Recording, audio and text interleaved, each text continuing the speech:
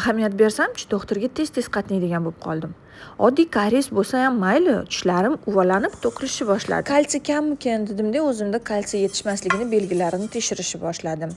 Oyoq-qo'llar uvishishi, tirnoqlar sinishi, soch to'kilishi, mushaklarda og'riq va tirishishlar.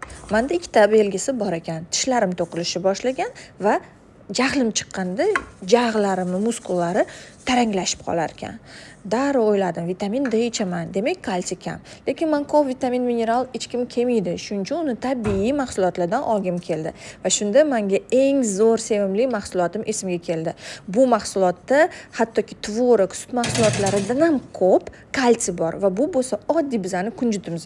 Yoshligimizda bu kunjutni novvoyxonalardan non yopishganda to'kilib ketgan joylaridan olib yeb olardim yoki qizinaki sifatida yerdim.